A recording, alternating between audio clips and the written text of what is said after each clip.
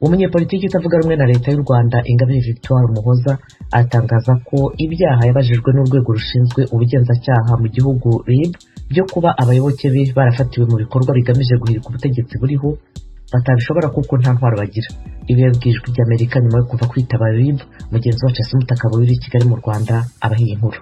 Kuri uyu wa kane nibwo RIB yahamagaje umunyapolitiki utavuga rumwe na leta y'u Rwanda Madame Ingabire Victoire Umuhoza nyuma yo kuva muri iri bazwa. Madame Ingabire washinze ishyaka DARF Umurinzi ritaremerwa gukorera mu gihugu yabwira Ijwi ry'Amerika ko ibyo yabajijwe bifitanye isano n'ifungwa rya bamwe mu bayoboke be bafatanywe n'umunyamakuru w'igitangazamakuru mu bavute Oneste Nsengimana. Ngo haba hari amahugurwa bari abagenzi baje bafashwe ngo bakoze bashingiye ku gitabo cyitwa uko bakoraho ubutegetsi bw'igitugu hadakoreshejwe intwaro. Ikindi navuga ni ikijyanye n'uriya munsi wiswe Ingabire Day. Iyo zingiro ry'ikibazo noneho bagashaka guhuza ngo aya mahugurwa aba bantu baba barakoze n'uyu munsi wa Ingabire Day, bagashaka kwemeza ko rero kuri uyu munsi wa Ingabire Day ngo hari gahunda yo kubyutsa imidugararo mu gihugu yo gukuraho ubutegetsi.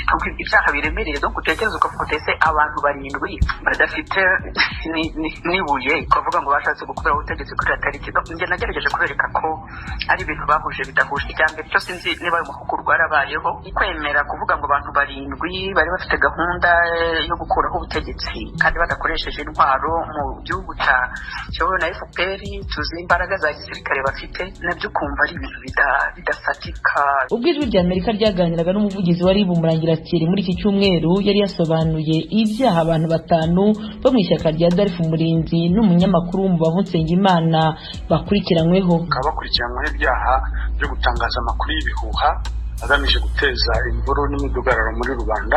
Aba bose bakaba bari mu mugambi umwe wo gutangaza no gusakaza amakuru y'ibihuha agamije gukurura inzangano no guteza imvururu n'imidugararo muri rubanda bakoresheje imbuga nkoranyambaga zitandukanye. Ibi byaha biramutse bibahamye uwagikoze ahanishwa iki? Ni ibyaha 3 bifite ibihano bitandukanye. Igito gifite gihanishwa hagati y'imyaka 3 n'5, igikuru ni hagati y'imyaka 10 na 15. Ingabire yasobanuye ko abafashwe bose uko ari 6 bafashwe mbere y'umunsi umwe ngo hizihizwe umunsi witiriwe Ingabire Day.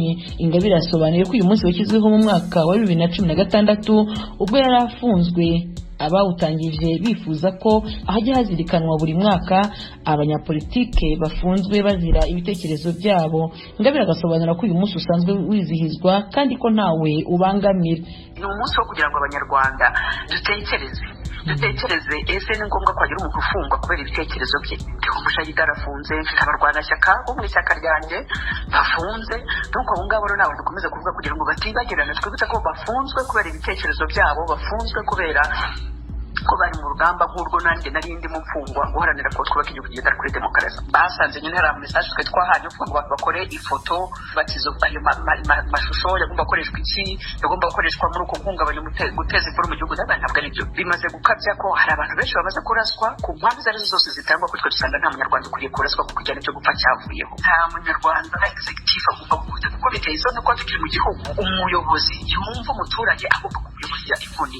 Ntabwo ibyo bintu byemewe mu gihugu cyacu. Ibyo bintu bigomba gucika. Turaharanira ko ibyo bintu bicika. Niba turaharanira ko ibyo bintu bicika rero abanyarwanda nabo bazaharanira ko bicika nta bandi. Uyu munyapolitiki utavuga rumwe na leta y'u Rwanda asobanura ko kuba yabajijwe agahita asubira iwe byamuhaye icyizere ko na bagenzi be bafunzwe bashobora kurekurwa.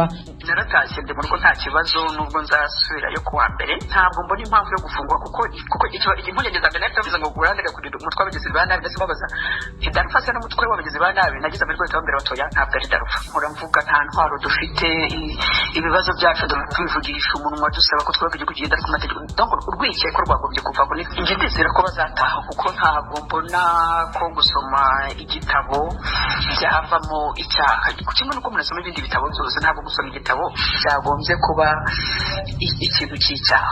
Abantu 6 RIB yataye muri yombi mu cyumweru gishize. Nsengimana Theoneste n'abarwanashyaka 5 ba DARF Umurinzi bafunzwe kuva tariki ya 13 z'uku kwezi. Umuvugizi wa RIB Umurangiratiri yari yabwira Ijwi ry'Amerika ko dosiye y'aba bose baregwa yamaze gushyikirizwa ubushinjacyaha. Asumta Kaboyi, Ijwi ry'Amerika i Kigali.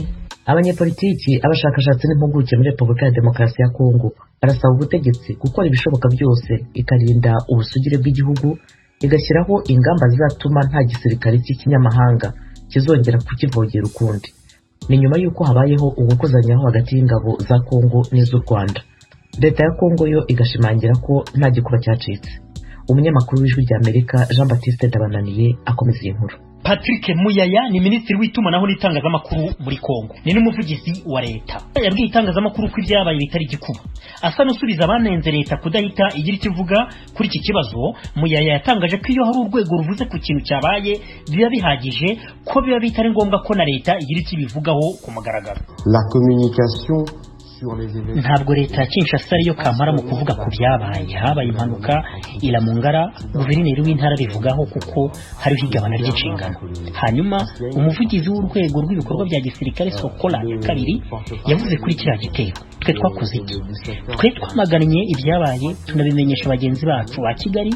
Nizera ko uburyo bugamije imibanire myiza y'ibihugu byombi bwakoreshejwe kugira ngo iby'iki kibazo bisobanuke neza vuba vuba, kandi byabaye ni ibintu bisanzwe, ntabwo ari bigamije gushyira mu kaga imibanire myiza dusanzwe dufitanye, ariko birakwiye ko bitazasubira. Itangazo ry'igisirikare cy'u Rwanda rivuga ko abasirikare barenze umupaka ariko ko batari barigambiriye. Ryongeraho ko bari bakurikiye abacuruza magendu.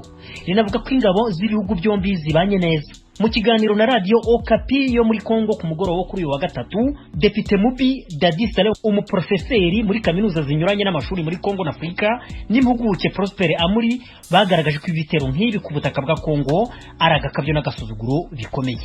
Uyu ni Mubi. U Rwanda rwagabye ibindi bitero byinshi ku butaka bwa Kongo. Turacyafite ikibazo cy'uko igihugu cya Kongo kivogerwa.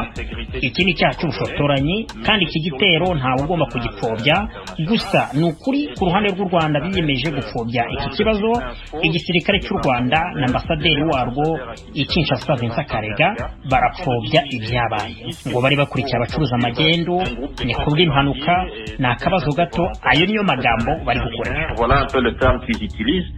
Uyu ni Amuri utangira akemanga iby'ubucuti bw'u Rwanda na Kongo. Hari uruhuri rw'ibibazo nibaza, kuko iyo tuvuga u Rwanda buri gihe tuba tuvuga ngo ni inshuti.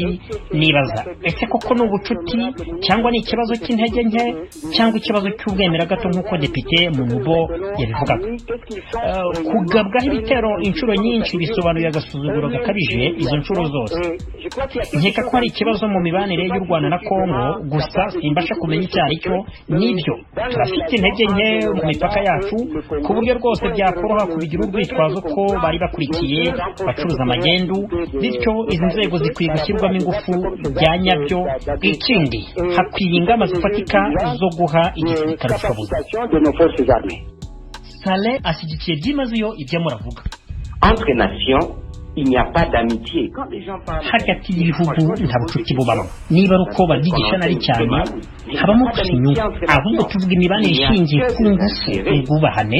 Tuvuga kenshi cyane ko tugomba kugira imbaraga, ingufu zituma nta wapfa gutinyuka igihugu. Muri 2018 hari abasirikare barashwe n'u Rwanda, birangira bityo. Nta nubwo u Rwanda rwigeze rusaba imbabazi wenda ngo bibikore bya nyirabishwa. Nk'ubu hari umushinga w'itegeko usaba ko abana b'abanyeshuri barangije amashuri yisumbuye bahita bajya mu gisirikare. Kuki ridatorwa?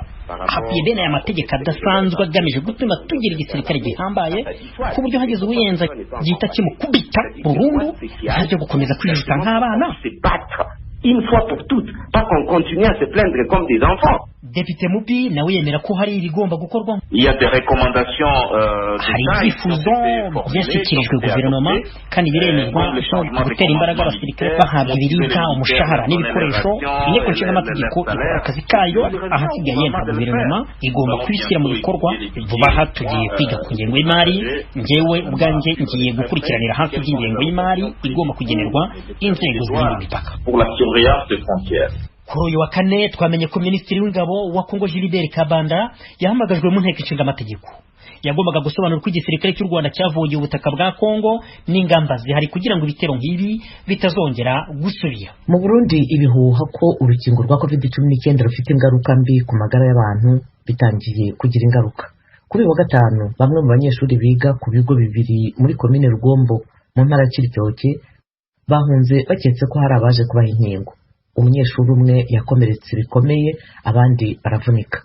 mugenzi wacu uri mu biro by'ijwi ry'Amerika i Nairobi muri Kenya Eroje Birikaneza abafitiye inkuru irambuye. Abanyeshuri birutse batemesha kuri uyu wa gatanu mu gatondo nabo ku mashure nshingiro ya Rugombo ya mbere n'iya gatatu ni muri komine Rugombo intara ya Cibitoke mu buraruko bushira uburengero bw'u Burundi. Bataye abarimu babo mu masomero biruka baca mu madirisha abandi bagundanira mu miryango nk'uko abarezi bavyemereye ijwi ry'Amerika. Abanyeshuri bagenda nk'abahunga bamwe bavunitse haba n'akana k'agahungu kakomeretse cyane kagonzwe n'imodokari igihe we n'abagenzi be bagerageza kuja mu kibarabara bataraba imbere n'inyuma. Byose byatanguye mu ndwi iheze abanyeshuri bo ku mashuri atandukanye bavuga ko basize amakuru ko incanco za COVID-19 zigiye gutangwa ku gahato mu mashure kandi ko zifite ingaruka mbi ku magara y'abazihabwa. Zimwe mu ngaruka batanga ibihuha mu mashure bashira imbere nuhugumba kubaterwa incanco ugabanya inkomezi ku gitsina c'umugabo yarangura amabanga yabubatse hamwe n'ibindi. Hari n'ababwiye abo barerwa ko abahabwa inkingo baca bapfa haheze iminsi mikeya. Ibi twavyiganiwe n'abavyeyi babiganiriwe n'abana babo. Kuri uyu wa gatanu vyagiye kunyurwa n'umukenyezi yinjiye kuri rimwe muri ayo mashure yatari kure na kure afite umwitandiro wera mu mutwe hamwe n'imodokari yaje batari bamenyereye kubona maze bibaza ko incanco zibashwaye. Niko gushobaduka barahitanana amasomero asigara yera nkuko twavyiganiwe n'abarezi. Jeremy Sibomana umuyobozi w'indero muri komine Rugombo yibaza ko ibihuha hanini abana bavyumvira mu miryango iwabo. Aho Nizigimana na Jacqueline Mukeshimana n'abavyeyi barereye kuri ayo mashure basaba abajejwe indero ku bigo bitandukanye gutuma ko amanama y'abavyeyi amazi atararenga inkombe. Twe dutangazwa no kubona abana bazindukira kuja kw'ishuri hama munyuma ukabona umwana aje yiruka akubwira ngo yabonye abazungu ngo yabonye ngo abantu baje gutera incanco. Ivyo rero nk'ubu jewe no musi umwana yayaramukiye aja kw'ishuri nyene mu gatondo ubu niho mbonye aza yirukanga. Twasaba abarezi dusangiye kurera ko botunganya inama y'abavyeyi kugira ngo ayo makuru maba abana bafise tugerageze umwe wese yegera umwana ariko byo bava mu mitwe. Amakuru y'abana batubwira ati hariho ibintu bazanye mu bikarto bashira mu biro nk'abarezi bo dutumiza inama bakatubwira neza uko bimeze hama n'ivyo bikarto biriyo bagasohora bakereka abana ivyo ari byo bakabereka ko atari byo bakatubwira uko bipanze natwe tukagenda kuvyumvisha abana bacu. Sibomana arongoye indero muri komine Rugombo yavyumvise nk'ejo. Twamaze gusaba abayobozi bose gutegura amanama bagakorana amanama n'abavyeyi kugira ngo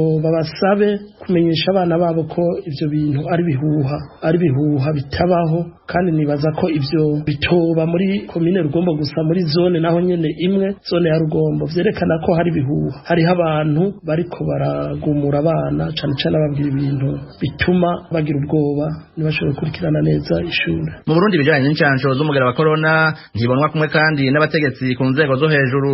Umushikanganje w'amagara y'abantu Tadandi Kumana yemeza ko leta itokwemera inkingo zigirira n'abanyagihugu. Aha yahejeje kubonana n'abafasha mu gisata c'amagara y'abantu mu ndwi ziheze.